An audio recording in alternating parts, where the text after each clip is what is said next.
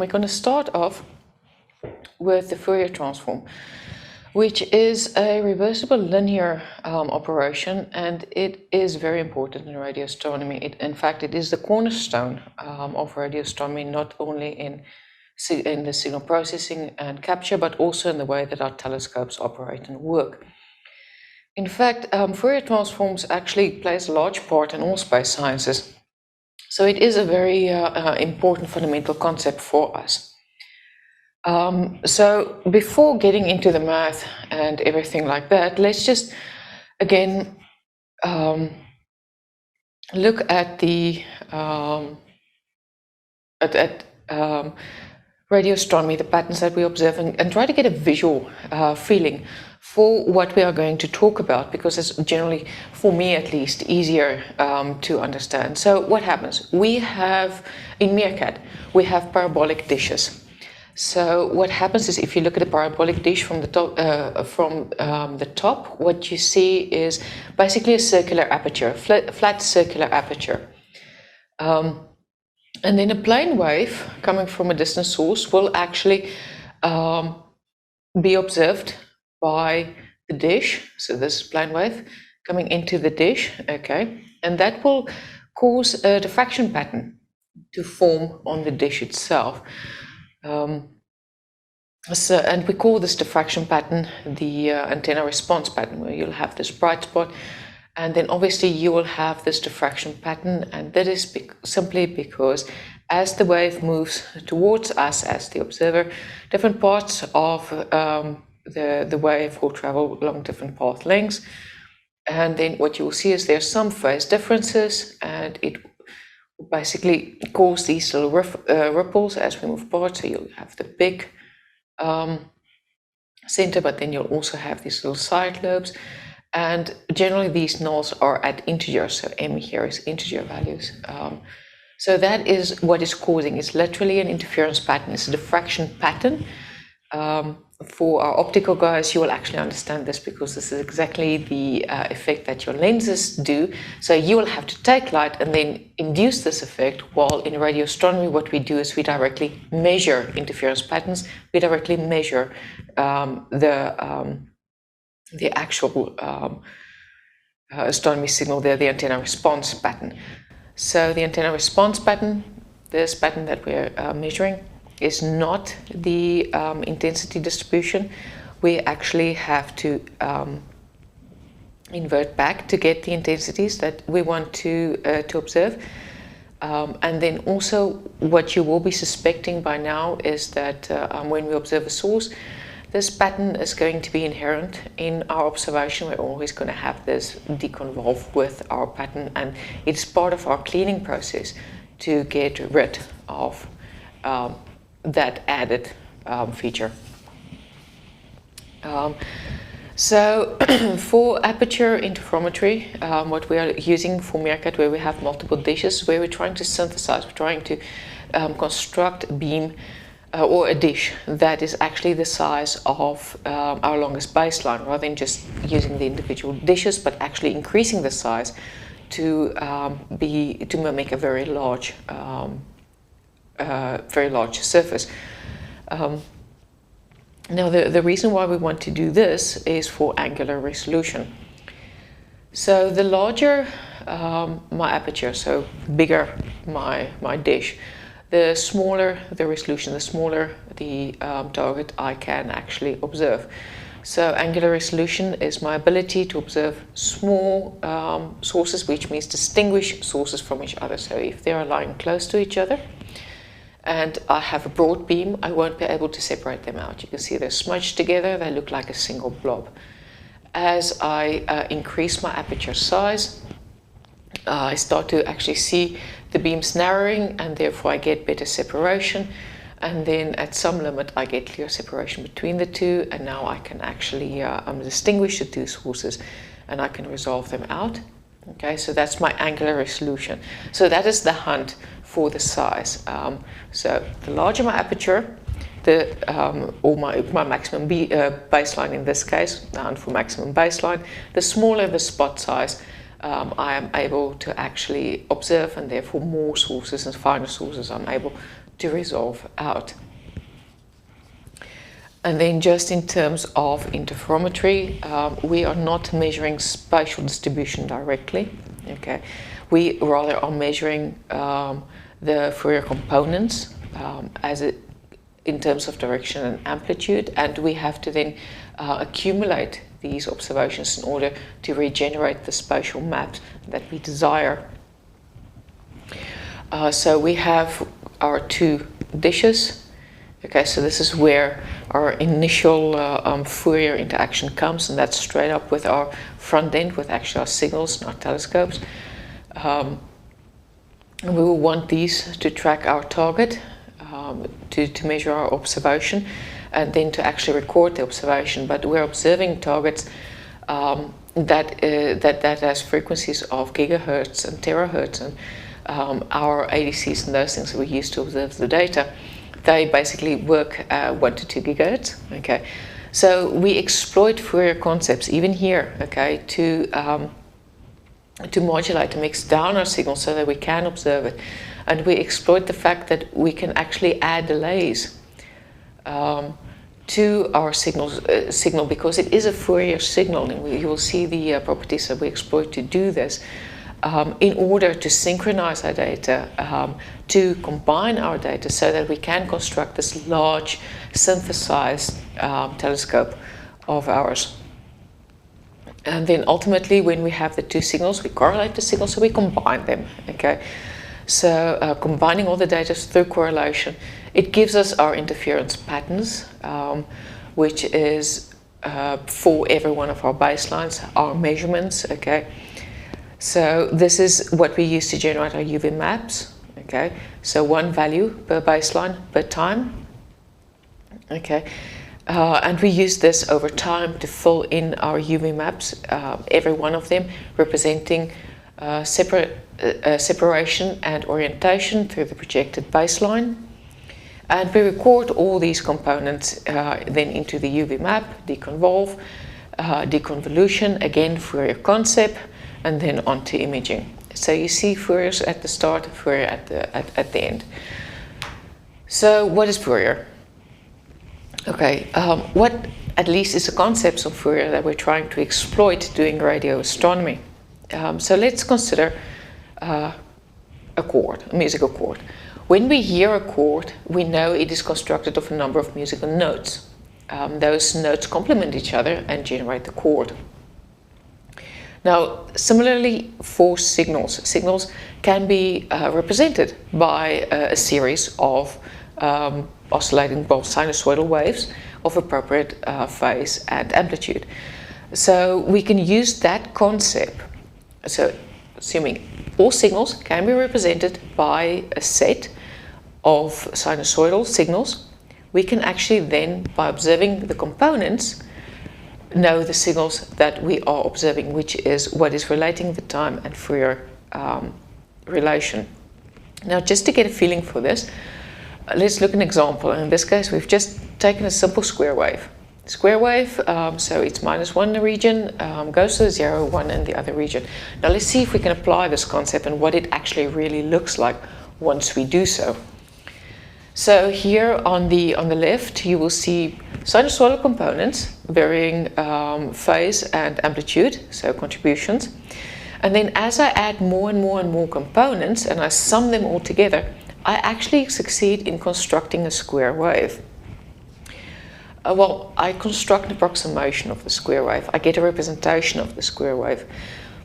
Living in a discrete world, doing discrete sampling of signals using my technology, I can never have an absolute representation of the signal. There's always going to be some distortions. And the more components I add, what you see is if you start with a few, it looks bad, and then the more and more components I add, the closer this becomes to the actual step function that we saw theoretically in the previous slide. Some distortions do remain, but that is errors. In approximation, there will be errors. Now, Fourier, one of the Fourier advantages is that it gives us a lot of information about how many of these components we need to accurately represent the measured signal so that we can actually reconstruct them later during our deconvolution phase. Another thing you would know here is what we're trying to show visually is the relation between time domain, which is the right hand, it's the actual square wave signal, and frequency domain. So in time domain, we have the summation, the ultimate signal, the time domain signal. It runs over time, it has a certain shape, and it contains all the components. In Fourier, what we have is only the component information, the phase and amplitude. They continue to exist as individual components that will represent ultimately the signal. So although you see between the two regimes, between the two domains, we contain the information in slightly different ways, the one individual, the one summed, okay, they do still contain the same information. There's just a relation between them. And something I can just note is that how do we know that the signals we get out with this approximation are good? Is simply because our engineers up front spend a lot of time implementing good engineering concepts, good sampling, which is also Fourier transform strategies and theories, to ensure that our sampling is always in line with the science that we desire to get out of our telescope, all of them being Fourier. Just a note, so you will see from time to time on the slides some references to the Meerkat cookbook. The best way to actually understand Fourier, if you are new to the mathematics of Fourier transforms, is to just visualize the signals. So in the introduction section for the winter school, we just added a bunch of notebooks that we're not going to go through in exercises, but if you're interested, go view them, go run them. They give you an indication of how it works. You can play with the FFT and then get a little bit more comfortable about at least what we want to see in the signals and what we're keeping our eyes on, and how the Fourier in concept impacts signal processing, even if you are a little bit discouraged by the mathematics behind it. So, promptly moving on to the mathematics behind it. Here is the equation for the DFT. So what we've seen in the example is that we can construct a square wave by defining appropriate sinusoidal components, summing them all together, and then approximating a signal. So what the Fourier transform does is exactly the opposite, and that's what's very useful. It says that if I have a signal, it decomposes the signal for me, the original time domain, decomposes it for me into the number of frequency components, okay, and then define those components for me. So it takes the signal and it defines the components, the Fourier space relation. What is here just a little bit relevant is in our notation for our mathematics, I'm just going to make clear that we are going to assume that we have n samples in our time domain, but what you will see is that we again have n sample spectrum. But as soon as we go on to the visualization, you'll see our spectrum is symmetrically around DC. So our spectrum of frequency components will range from n over 2 minus n over 2 through our DC, or 0 to n over 2.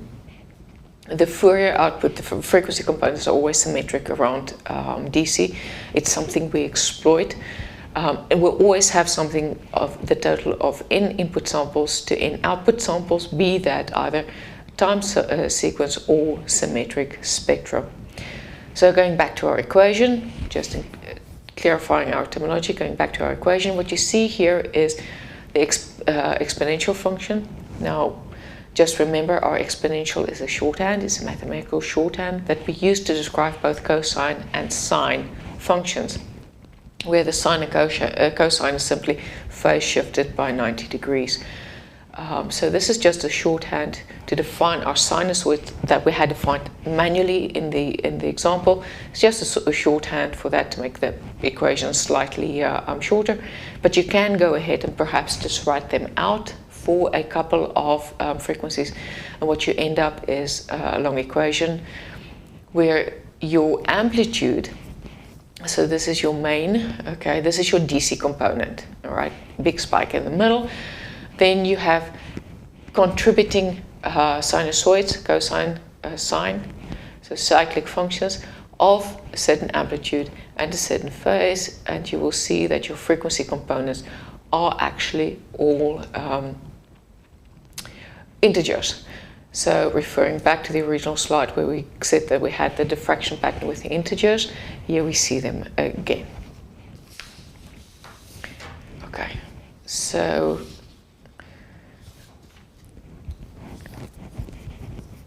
we will go through some notebooks just now. I'm just looking at my notes. I see I did make a notice that we go through a couple of notebooks just to get accustomed to the FFT, and we'll do so in a little while.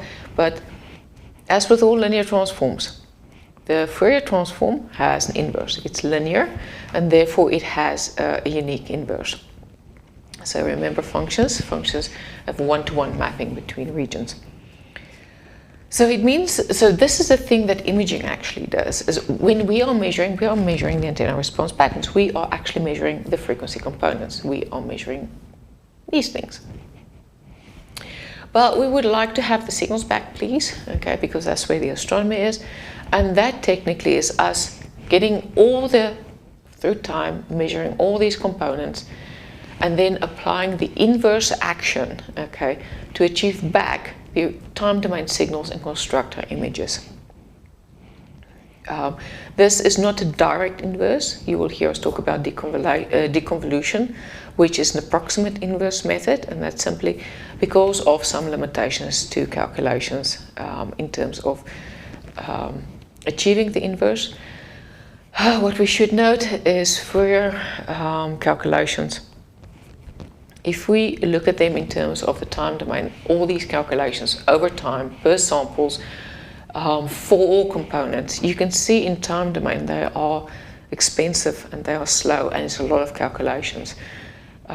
Going to the Fourier domain, we see that suddenly if we have the Fourier component, mixing signals, convolving signals, correlating signals becomes a lot easier because the mathematics simplify. Which is also something that's convenient for us between the Fourier transform and inverse Fourier transform, is that sometimes calculations for us in one domain might be significantly easier than actually in the other domain, and we tend to exploit that as well. Very important, something that is distributed, that is broad in the one dimension, or the one domain, will definitely be compact or local in the other domain. So if we have a constant signal in time domain, that becomes a delta spike, so a sampling spike in the frequency domain. More commonly, you'll see it in the beam patterns, where if you have a broad, so this is again where we have this big broad aperture, so we have a broad illumination. What we actually measure is a tight Gaussian, okay, so a tight beam pattern. So we can see that playing out in real life in our observations. Also what we're seeing is as we are illuminating the surface, so we have the surface of the dish, plane waves comes in, illuminates the surface, we get an illumination, and then obviously there's no detection because we're focusing with a parabolic dish, we're focusing on the aperture data onto the feed. So we get this boxcar type illumination. And the Fourier transform of a boxcar is going to be a sinc function, and you will actually see that we measure our antenna response as a sinc function. So again, here you see that we are measuring the Fourier, and it represents for us actually signals in illumination mapping. Some properties that's very important, you'll hear us speak about later, is that if I have a time offset, so if there's a time difference between my signals, they're not in sync, I pick that up through a phase difference in my Fourier. So if I look at my measurements and I observe a phase difference, I know the signals I was measuring, okay, were actually not in sync. There was a time delay between them. But the best thing is, if I just apply this phase correction to the Fourier, I can bring them back in sync. And then the other thing we've just mentioned is actually the Fourier calculation, that it's always, my components are always distributed around DC. It is symmetric, okay? My components, number of frequency components that I measure is actually half of the number of samples that I have. And the amplitude, I should actually point out here, is also half. So you'll have half the contribution on the negative, half the contribution on the positive. They represent the same thing. So we tend to take the absolute value, but that's the way that our Fourier components are basically measured. And then just here, some useful relations, something to keep in mind is we are measuring complex signals. And I mean this in a mathematically complex way, which means we have real and imaginary components to the signal. There is quite well-defined relations between time domain and Fourier domain depending on your input signal. So for example here, if we have a real signal coming in, we can expect the signal coming out to be Hermitian. The real will be even and the imaginary will be odd. Even signal in will be even signal out. And we actually use this just to get a gut feeling. When you look at a signal, you can anticipate what is the inverse or the alternative that you would want to see on the other side. So it just helps you a little bit with your conceptual anticipation. Okay, so what we've just seen here in picture, let's now just define in mathematics. So this is actually, there's theorems behind this, actual real math behind this. So the first one we're going to do is because we have a linear, we're going to see is because we have a linear transform, that the Fourier transform of the sum of two signals is going to be just the sum of the two Fourier, two Fourier transforms. This is not in itself extremely spectacular, but it is particularly useful. And we use that when combining signals, summing signals in beamforming. Then we have the shifting signal, and this is the one I just showed you. This, if I have a time delay in the in the time domain, I basically see it as a phase offset in the frequency domain. So I can both use it to sync up my signals. I can also use it to delay my signal during measurement. So you see both the engineers will exploit it and the scientists will exploit the shifting signal. The similarity theory basically is again that if something is expanded in the one domain, so if it's broad in the time domain, I'll have a compressed or narrow feature in the Fourier domain, and also vice versa. So if it's narrow in the time, it will be broad in the spectrum of the observation. Then we have the modulation. So this is what we use to mix down. So you see that when we do the Fourier, we get this components around the DC. It does mean that if I actually now smartly apply a signal, so I literally multiply an appropriate signal with my as a phase offset with my signal. What happens is that it will actually mix down, so it will bring this carrier. Using this carrier frequency, this multiplication frequency, it will take that component and move it down for me, literally map it down for me to a range where I can now actually basically capture it, digitize it with my ADCs. And this is one of, you're not going to see it often in the astronomy side of it, but it is fundamental to the engineering side of astronomy observations. And then just derivative theorem.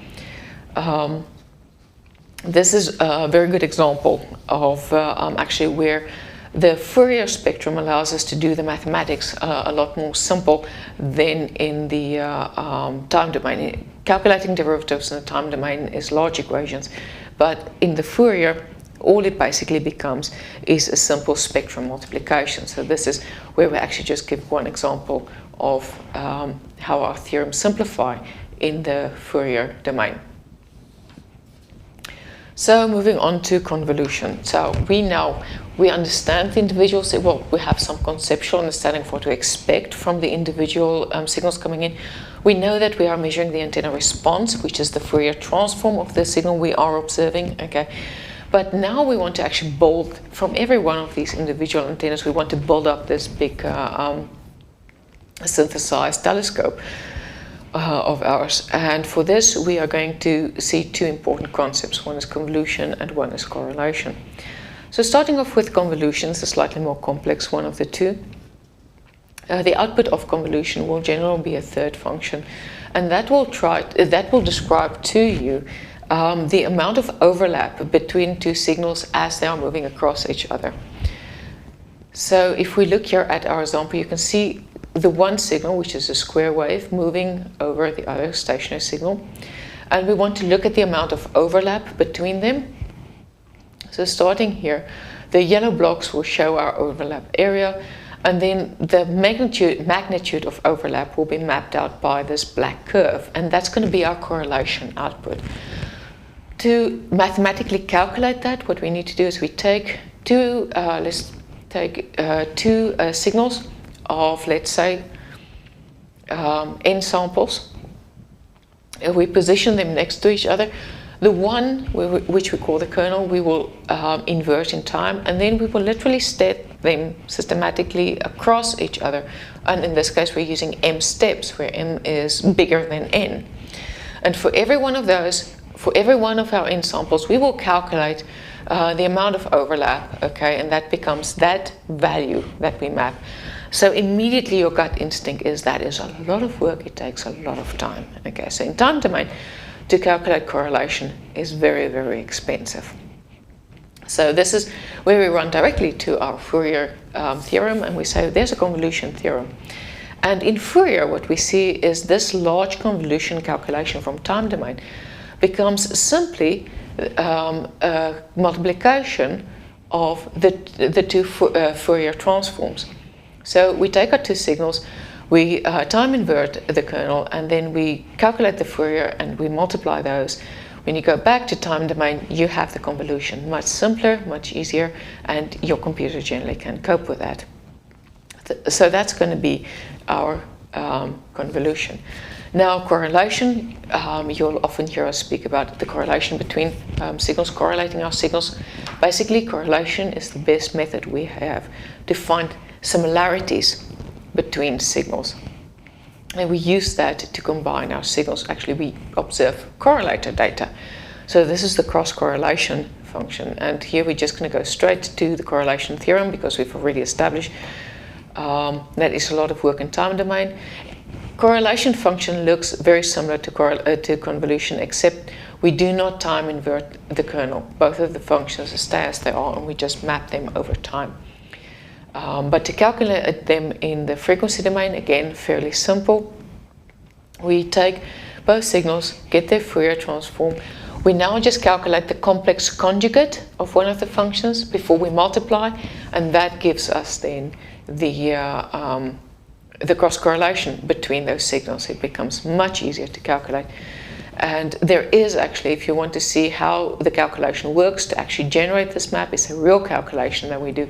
There is a notebook for you to just go and have a squiz at and see how this thing works in action. So as I say, there's a couple of notebooks we'll go through in just a little while. I'm just going to point out a few before we actually get there that we're going to do. The one is the sampling theorem. So how is Fourier used? How does the engineers use Fourier to know exactly how to sample, or where to set the sampling rate? So we call that Nyquist.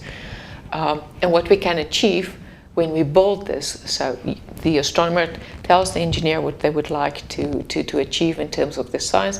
The engineer then does their Fourier analysis to evaluate how they should actually build and construct and sample the data in order to give the scientists the information they need for observation. Then the other thing that's going to be interesting is actually just looking at a 2D Fourier, because most of the examples, the play examples that you've been given here is going to be 1D, just to show you the effect of the Fourier. But remember, we're looking at an aperture, a flat surface. So we're just going to actually see the Fourier of the flat surface, to literally see the ringing, the diffraction pattern that I showed you in the beginning, to see that pop up. It is a feature of a Fourier, the diffraction pattern. And then to also see the convolution. How does it change if I have one source, if I have multiple sources? How does it affect my data? And then the last notebook we're going to have a look at is actually just the Fourier transform and noise. So what we have to remember is when we try to observe these signals, we are looking at extraterrestrial signals that are a few Kelvin. I mean, the cosmic microwave background radiation is literally 3 Kelvin. Okay, ambient temperature is 300 Kelvin. So we are mainly going to observe noise. Our system is noisy. It runs ambient. Okay, there's noise in there. We are looking for these very, very faint signals. So in the Fourier, if we are looking for this for the correlation of our signals and accumulating these things over time. Technically what we're doing is an averaging. What that allows us to do is to accumulate more and more of those very weak signals, but we do it coherently, so that we can actually amplify the signal and raise it above the noise, okay, and make it visible. Even if we just look at the noise as we're accumulating it, there's no signal there. If we look at the Fourier, after we've combined all the data, then we can actually very clearly see our signal because we've been able to bring it up above the noise. This is something you're going to see again in your sensitivity calculations. So just before we step out of the theory side and move on to the practical side, a summary. So hopefully you will now see that the Fourier is a fundamental part of radio astronomy. From the start to the end, it forms part of our telescopes, our engineers work with it. It also is a very, very big part of our data processing. So it's very important that you at least have a conceptual, and as you move into radio astronomy, you'll build up a more fundamental understanding of Fourier and its importance and how it works. We have a forward transform and a backwards transform. So here, let's just clarify, we have the Fourier transform, which is a continuously defined integral. We don't work in infinite space, infinite time. We unfortunately have to sample in real world using our telescope, which means we have discrete values. So we use the DFT and the IDFT. So instead of having an integral, we have a sum, okay, so that's the values. And then quite often you'll hear us interchangeably refer to the FFT. Now there's a big difference there. The transform, the actual transform is the DFT, the discrete Fourier transform. The FFT that we so often use in lazy lingo is actually just a fast implementation algorithm. Okay, it is not the transform. It is just an efficient implementation of the transform. And there are some underlying assumptions. So if you hear us speaking about we have to have regular gridding and those kind of things, quite often it is more related to the fact that we have this very efficient algorithm that's making assumptions. And you may see when you do the calculations by hand, which hopefully you do only once, but it's a good thing to do once, you will see that you do not have those limitations. So just to clarify there, the transform is the DFT. The fast implementation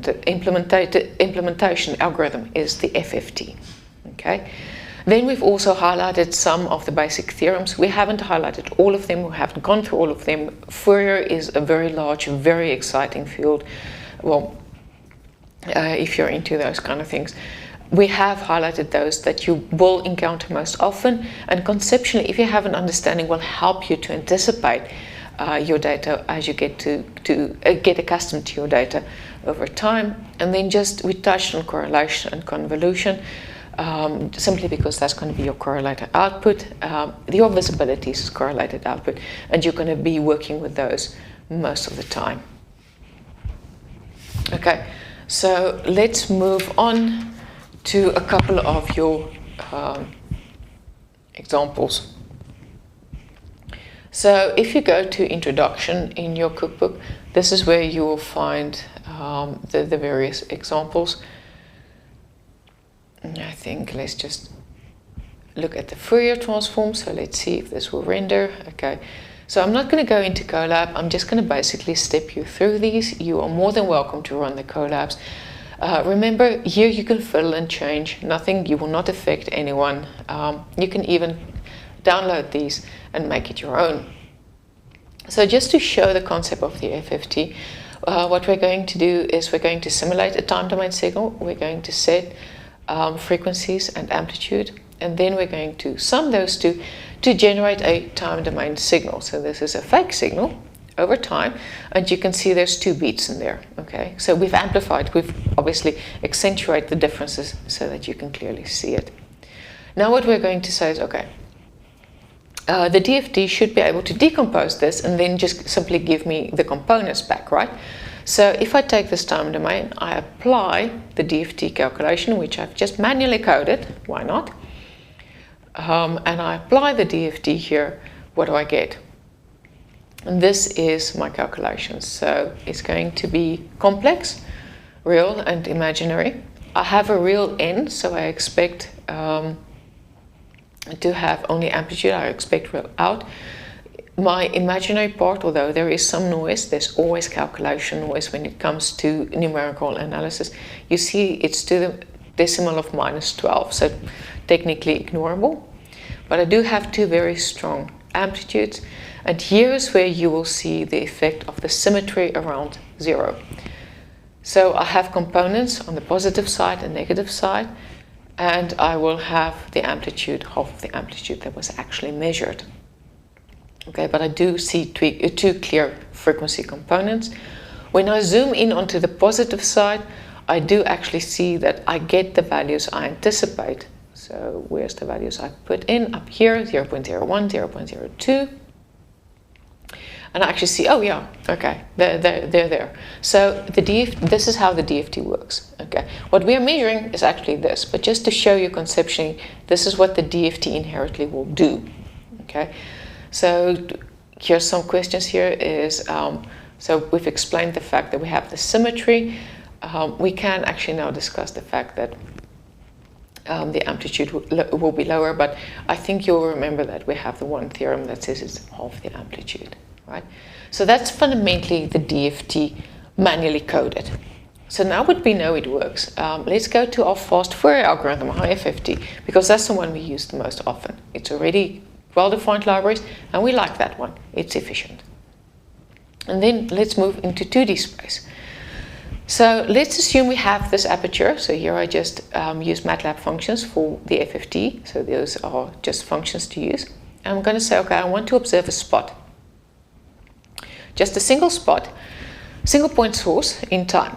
And I calculate the Fourier component, because what I'm going to see, remember what I'm going to observe, is the Fourier space, the Fourier component. And what I see is nothing. Okay. Did something go wrong? No, something didn't go wrong.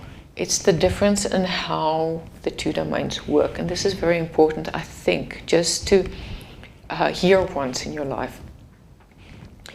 In the time domain, we have spatial referencing, we have distance. So the more detail will be the smaller detail, and it will be further away, and we have depth. In the Fourier, what we have is frequency components. And detail will be often to the higher frequencies, so the more detail there is, the more high frequency components we will have, and the more smooth it is, the more lower frequency components we will have. And that is how the information is represented differently between the two regions. So remember, we have spatial representation in the one and then frequency representation in the other, meaning detail as high frequency and smoothness as low frequency. So if I have only one dot, it means there is not a lot of detail, right? So there is not a lot, so all the information is distributed equally across the Fourier. And if I just look at the values, I see, oh yeah, it's not that there's nothing there, it's just that it is flat. All the values is 1, okay? So this is basically the difference between the two representations. So if you're thinking in terms of imaging, you're always going to think in terms of the time domain space, which is spatial. When you move to Fourier, always think in terms of your components and the distribution of detail. So now that I've given you that quick explanation of the differences between the two, let's see what it means. So, okay, because one dot doesn't help me, I'm going to put 2. All right. So I have 2 features I want to observe, 2 point sources, and they are located some distance apart. I just made a map. This is a sky map. I'm pointing at that, and I'm observing this with a single baseline. And I'm looking at the Fourier component I've measured. What I see is the fringes. Remember those interference fringes? That is what I'm seeing from my Fourier transform. And you will see that the direction of my fringes is actually going to be perpendicular to the direction separating my two targets. Okay, so I start to get some information. I get phase information from my fringes, and I also get some indication of direction. And to test that, let's just swap them around. So instead of being this way around, I'm just going to put them this way around. And you can see that my fringe direction is actually swapped to be perpendicular again. All right, so this is how I'm going to start getting information from my Fourier. So I'm measuring this, but I know actually there's some other information in there. Then this is to cosine, so to positive signals. What happens if I have a cosine and a sine, so a positive and negative? Now this becomes slightly more difficult for you to see on this big one. You can see the orientation between the two is still the same. Okay, my fringe is still going in one direction. But I'm going to zoom in here just on the fringes itself. And you can see I now have a phase offset, where if I have the two cosines, my origin is actually at the peak of a fringe. But if I have a sine cosine, I actually have a pi over 2 phase offset. Okay, so it actually gives me a relation between signals, information on the relation between signals as well. And then moving on to our circular aperture. So if I look at my circular aperture, all I do is I take the flat FFT of the circular aperture, and immediately you see my diffraction pattern popping up. So now I know what my signal will look like, and I know what my dish looks like. But you will remember when I measure them, basically what I get is a combination of the two.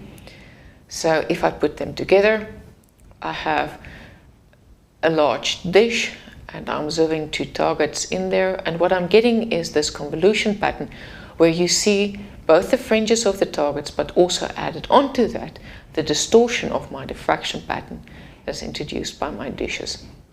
And you'll actually get to see this quite often in the DTBM images when you start looking at your point sources. Not that you extended sources, but point sources quite often will show that. And this diffraction pattern, the interference patterns, quite often will be regular depending on your on the layout of your array. So that is my 2D transform. Now let's just go back one step and say, okay, how about the noise? How do we erase this? How do we use this accumulation of observations over time, the FFT accumulation of observations over time, to actually raise our signal and is able to measure it? And that's simply because, remember what I said, absolutely everything can be represented as a decomposition of signals, and that includes noise.